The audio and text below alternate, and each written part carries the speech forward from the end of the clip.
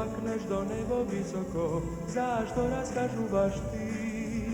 Stadata da zablejale, ovčari da zaprejale, ili pak tako baš ti?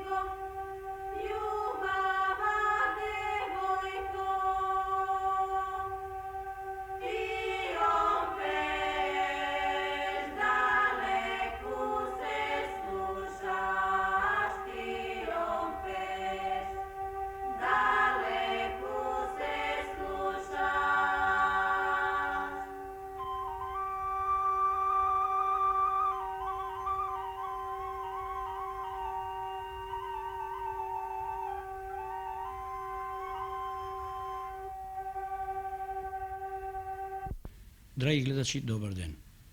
Основа на платформата за подготовките на ставовите и одлуките на 10-тиот конгрес на Сојузот на комунистите на Југославија и престојниот 6-ти конгрес на Сојузот на комунистите на Македонија е да се обезбеди и побрз самоуправен социјалистички развој на селото. Овој документ, што е веќе даден на јавна дискусија, всушност представува предконгресна обврска за целиот Сојуз на комунистите на Македонија и на другите организирани социјалистички сили на село и во општеството во целина. Затоа нашиот однос кон оваа платформа треба да биде творечки и одговорен. Едновремено, таа не задолжува во текот на јавната дискусија да имаме акционен однос.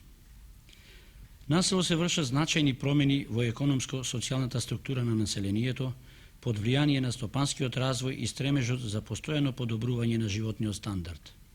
Особено во некои средини се присутни силни процеси на урбанизација на селото, ширење на образованието и културата, здравствената и социјалната заштита. Позитивните движења на село веќе подолго време ги следат многу општествени, економски и социјални проблеми. Тоа особено се огледува во неадекватната положба на земјоделските производители на село, нивната недоволна вклученост со општественото стопанство и издружениот труд, во запоставувањето на развојот на селото и недоволната активност на Сојузот на комунистите и другите организирани социјалистички сили во изнаоѓањето и остварувањето решенија со кои се обезбедува самоуправниот социјалистички развој на селото. Луѓето на село како активни субјекти во креирањето и остварувањето на нашиот целокупен развој, а посебно на аграрната политика, морат да имат одредена економска и социјална сигурност во рамките на нашиот општествено-економски и политички систем, рамноправно да учествуваат во различните облици на самоуправувањето, во местната заедница, задругата или единицата за кооперација, комуната, покраината, републиката и федерацијата. Јакнењето на општествено-економската положба на индивидуалните земјоделски производители пред се зависи од натамошниот развој на социјалистичките односи на село, од нивното поврзување со општествениот сектор, од зголемувањето на нивната продуктивност на трудот и примената на агротехничките мерки и врз таа основа зголемувањето на производството и доходот. Тоа најуспешно ќе се оствари со нивното поврзување со општествениот сектор низ развивањето различни форми на здружување и деловна соработка. Уставните промени што непосредно постојат дават пошироко општествена и економска рамка за остварување на самоуправна позиција на земјоделските производители на село и ги утврдуваат битните услови за нивното самоуправно организирање. Несомнено е дека стручните кадри од областа на земјоделството во нашата република се носители и реализатори на развојната програма до оваа стопанска гранка. Постигнати се резултати на висока и квалитетна продукција во земјоделското и сточарското производство, што можат да се мерат и со најнапредните земји во светот. Во таа смисла, во дух на мобилизација на овие кадри за остварување на популарно наречениот Зелен план, пред една недела се одржа 8 редовно годишно собрание на Сојузот на земјоделските инженери и техничари на Македонија. Собранието се одржа во мотелот на земјоделско-индустријскиот комбинат Лозар на езерото Младост крај Тито Велес. На собранието присуствуваа над 200 делегати и гости. Od imето je na izvršni Sovetna Makedonija, njih gi pozdраvi republički sekretar za zemljodelstvo i šumarstvo, dr. inženjer Janko Lazarevski. Деновиве, како што ви е веќе познато, завршуваат сите спогодби меѓу републиките и покрајните во врска со долгорочната проекција на развојот на земјоделството во Југославија, во чии рамки се навоѓа и развојот на земјоделството на Социјалистичка република Македонија. Се очекува на 6 овој месец тој документ, кој што е прв во нашата земја, на долгорочна основа изграден, оформен до 1985 година, во кој се вградени сите концепции на развој по сите грани на земјоделството, вклучувајќи ја и техничко-технолошката основа и развојот на преработувачката индустрија да биде подпишан. За таа цел, несомнено, дека придонесот на актерите, на лицата, на стручната служба, на научните служби, ќе биде вонредно голем, како што и досега знаеле да ги иновациите во земјоделството претворат во живот во нашата практика. Исто така ќе знаат да и во наредниот период, како што е веќе проекцијата поставена, да ги реализираат основните компоненти што ќе водат кон динамичен развој на земјоделството во целина, а со тоа да го подпомогнат општиот стопански развиток на земјата. По углед на овој наш прв концепт во Југославија, тргнуваат и другите стопански области и заради тоа таа компаративност или таа корелативност што со една со друга гранка ќе се јавува, има посебно значење за нас, затоа што ние треба да бидеме пионири во реализирањето на концепцијата што е дадена во долгорочната проекција. Една таква проширена репродукција, која базира врз современи концепции, врз современ развој и постулати на земјоделското производство, ќе бидат потребни за таква една концепција и соодветни материјални средства. И она што е квалитетно, она што е и придонес и верификација на нашиот самоуправен систем и на меѓурепубличкото договарање е и во тоа. Битот на сета таа суштина се наоѓа во тоа да се сите републики и покрајни согласија за да издвојат соодветни средства за таков развој на земјоделството во Социјалистичка федеративна република Југославија. Во рамките на вкупното земјоделство, посебно место и значајно место му се дава и на индивидуалното земјоделство, кое е интегрално со општествено организираното земјоделство. Со организациите на Сдружениот труд треба да го најдат патот и местото согласно концепциите и специфичностите за развој и реконструкција, социјалистичка реконструкција на земјоделството кај нас. Најголемата одговорност за таквиот современ метод и современ развој на земјоделството, финансиран и од меѓународни извори, со адекватна партиципација и од нашата република, гарантно потврден и од општо југословенската заедница, ќе лежи управо на Друштвото на агрономите, заедно со сите други кадри кои што ни се пропратни или ни се еднакви во разрешувањето и во поставувањето на проблемот на свое место.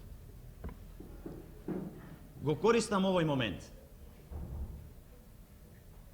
да го повикам идното раководство на Друштвото на агрономите, да ги повикам сите членови на Друштвото на агрономите, сите наши стручни сили, сите наши актери и активисти, да од моментов во кој што влегуваме во таква интензивна фаза на развој на земјоделството врз индустријски принципи, од моментов кога влегуваме на развој на земјоделството кој што базира врз маркетинг принципот како основна карика и концепција за долгорочен развој, да се вклучиме безрезервно и како што и досега сме знаеле, да го разрушиме и комодитетот кога е било потребно, исто така и сега, за да можеме таа фаза во која се најдуваме квалитетно да завршиме. Оценувајќи ги досегашните резултати во развојот на земјоделството на Социјалистичка република Македонија, во материјалите и дискусиите посебно беше истакната интензивната инвестициона активност. Заклучно со 1972 година до Стопанската банка Скопје беа доставени 123 кредитни барања за вкупната вредност од 1 милиарда и 516 милиони динари или 65% од вкупно предвидените инвестиции во петгодишниот период. На собранието беа прогласени заслужни и почесни членови на Сојузот и се избрани нови органи на управување на Сојузот на земјоделските инженери и техничари на Македонија. За нов председател на Сојузот е избран доктор Ристо Лазановски, професор на Земјоделско-шумарскиот факултет во Скопје. На сите стручни кадри, ангажирани во унапредувањето на земјоделското и сточарското производство во Македонија, нашата редакција им пожелува плодна работа во практиката и во научно-испитувачката дејност со моментно најпопуларната народна песна во исполнение на Мирко Митревски. По последните статистички податоци, кон крајот на 1972 година, во Македонија имаше 154.000 хектари обработлива површина. Од нив, под угари и необработени напуштени површини, има 112.800 хектари. Овој голем број необработена земја главно е во ридско-планинските подрачја, каде е најголемиот број селски населби. Во овие подрачја и оној дел што се обработува се користи со слабо доходни култури, како што е ршта и јачменот, кои најчесто не ги покриваат и основните давачки. Нашите научни институти прават напори во границите на расположливите материјални средства за порационално и подоходно стопанисување на овие површини. Прилогот што го подготвивме говори за ваквите настојувања на Здружениот земјоделски институт од Скопје и земјоделската станица од Охрид. Од досегашните испитувања кои трајат од прилика околу 15 на години, имаме дојдено до сознание дека постојат можности со известни комбинации на поќегодишни видови легуминози и граминеи да се затревуваат нагибните терени и да со нивното преориентирање во повеќегодишни тревни состојни да се претворат во продуктивни површини. Именно да се од ними добиват 3 до 5.000 килограми во просек сено по хектар.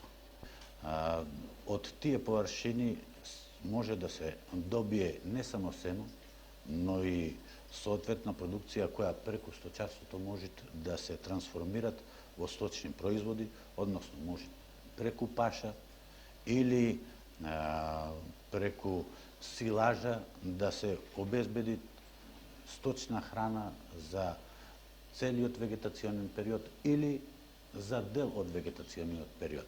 За онај период кој е потребно за сточарството да се дефицитот премахне, кој иначе во ерозивните и нагибните подрачја постои.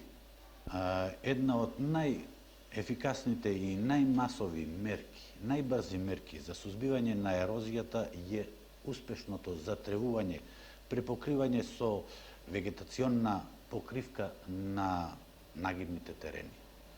Досегашните испитувања кај нас, кои се вршат во овој правец, имат показано многу задоволителни, окуражавајќи резултати, што сметам е од интерес за нашата република, бидејќи се пружат, се отварат можности за ефикасно сузбивање на ерозијата, а и создавање на крмна база која да овозможи активирање на брдско-планинското подрачје. На тој начин би се испречила миграцијата од овие подрачја, од овие пасивни краеви нарочно. Фактички би допринело за сузбивање на миграцијата која во голема мера баш во то подрачје сега се и одвива. Со напуштањето на тие површини од страна на човекот, тие површини се препуштени на стихијата на природата и на врлувањето на ерозијата.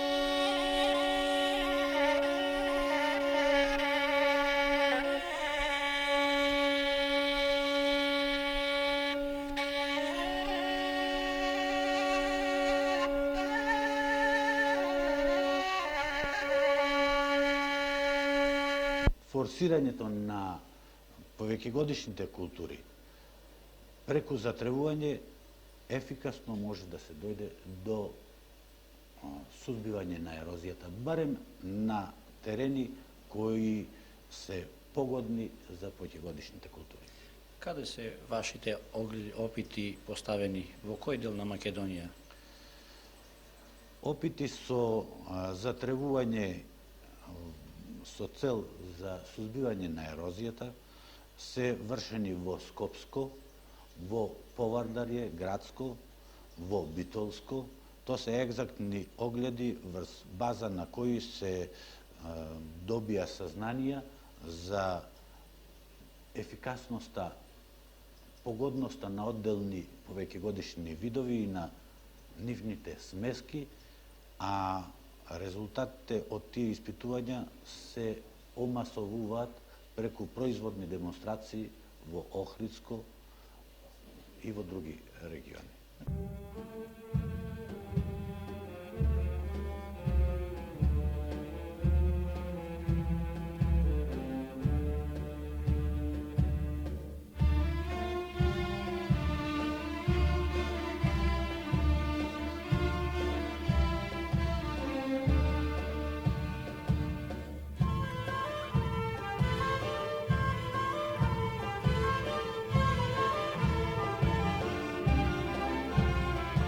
Во дадениот момент општеството е заинтересирано преку финансирање на научни теми, тоест на тематиката, разработување на тематиката од научен аспект и делумно со подпомагање материјално на демонстрациите во Охридско, што сметам е далеку од потребното и од можното ангажирање на општеството. Дали ќе ни кажете кои смески најдобри резултати дале во вашите демонстрациони опити? Од досегашните испитувања можеме со сигурност да кажеме дека тревните смески на база на лотус одговарат за киселите нагибни терени. Тревните смески на база на жолта луцерка, Медикаго медија, за неутралните почви, а за варовните тревните смески на база на еспарзета.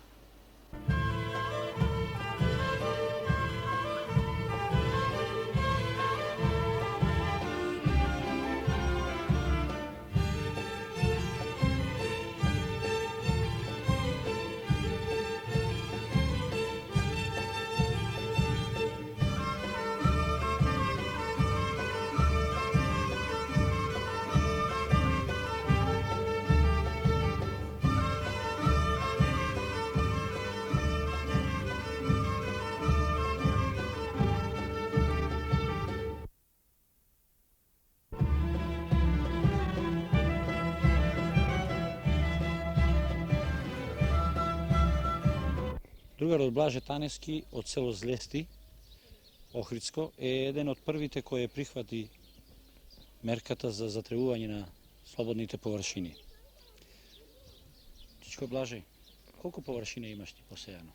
Јас имам површина посејано повеќе од 1 хектар. Која трева имаш посејано, знаеш ли? Имам лотус да представим и ова друга. Колку време веќе имаш посејано? Колку години? Има 3 години. Дали си задоволен од тревите? Од тревјето сум ја доста задоволен. На првите моменти кога имам посадено преди 3 години, а пак за ланска година кога имам посадено 1 хектар скоро, и уште повеќе сум задоволен. Голи површини што ни треба родвеле, што ништо уопште не се родвело на тие места. Дива била земја, сега е опитомена и тревите се потполно се косат и одрастени многу големи и високи. Зашто ја користиш тревата ти? Тревата ја користиме за исхрана на стока. Тревата може да се употребува и за овци, и за говеда, и за крави, Имаш и своја за стока? друга. Има своја Имам стока? своја стока, Колку крупна стока стока и имам 4 говеда. Овци немаш? Овци немам, се надеваме и овци да ќе створиме, ако можеме нешто да успееме со овие требави, кој што имаме сега успех голем и се надеваме и уште повеќе да посадиме. Не само ја, него и целото село. Захтеваме уште повеќе да се посади, бидејќи минатата година е посадено 10 хектара во ова село. Ова година побарувачка имаше да посадат повеќе. Јас се наоѓам и како селски одборник од местната организација. На имер луѓето молено и имам побарувано. Само не сме успеле, немало така толка поголем фонд, било мала количина за ова година за испитување. И така останавме ова година, немаме површини посадено, а се надеваме да посадиме не 10 хектара, можда и повеќе. Станицата од Охрид, да представиме, многу ни имат помогнато, што со самото засадување на тревите, со самото испитивање на земјата, и присуствувале луѓето и идат да видат како е таа изработена тревата, земјата поправо, дали е таа изравнета, дали е таа исчистена, дали е таа добро изорана, и идат луѓето, ни помагаат многу од опитната станица. Не ви бара станицата? Станицата ништо не ни има досега побарано и сме многу благодарни од таа опитна станица, што замислуваме дека можда во Македонија да има негде и повеќе, ама ние си замислуваме дека е кај нас повеќе проширена оваа трева. Нашава земја е многу слаба овдека. Не одговара со оние убави култури да садиме, например, од кај страна на Бавчала или некои овошни градини немаме. А со што е најмногу користиш? Корија користам повеќе за тревувам. Нарочито сега другарите што дадоа лотусот, ова тревава. Па купив 6 крави сега, значи малце подобро ми е стањето. Колку добива сено од тревот? Па имам богам околу 5000 килограма правам трева. Што прави со млекото? Па со млекото сега во критично стање, ништо не можеме да направиме. Зашто? Ево имам 40 кила секо утро млеко, плюс навечер што имам. Затоа што патот ни беше голем проблем до сега, најзабацен крај од кај страна на превоз. Патиштата наши беа со магаре, не можеме да одиме, не па додиш со кола. Кола имам своја купено, колата така ми лежи у гаража. А долго очекуваниот пат е веќе во изградба. Селаните од славната и револуционерна Дебарца со радост ја следат изградбата, зашто овој пат за нив, за повеќе десетици селски населби од Кичево до Охрид, ке значи нов живот, нови можности за ова подрачје.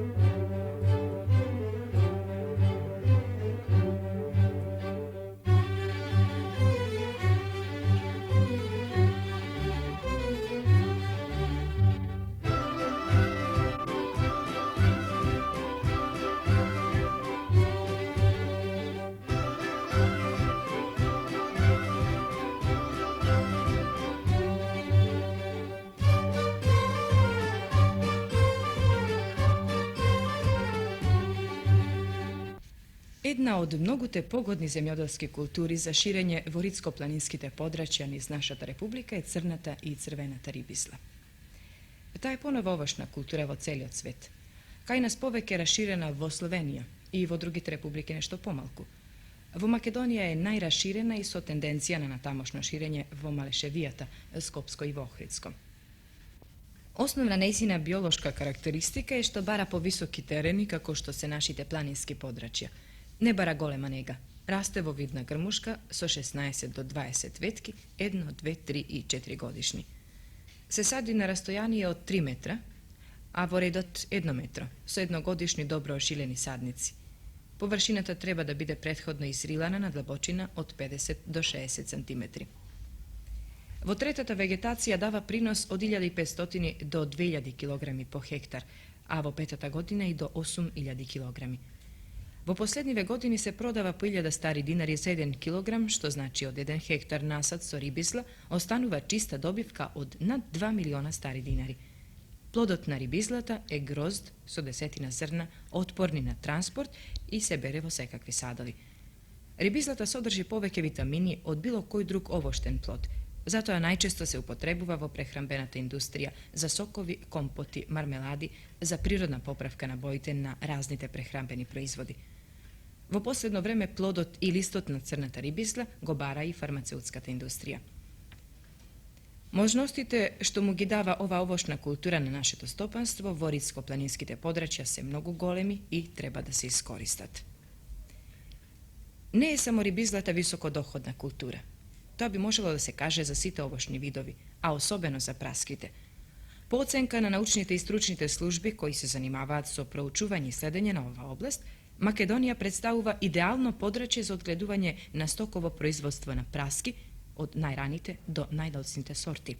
За жал, мораме да констатираме дека и при вакви погодни природни услови, почвени и климатски, денес во Македонија има само еден позначаен насад со праски, за кој говори и нашиот прилог. Другар Димитров, вашиот објект е еден од најголемите објекти праскарник во Македонија.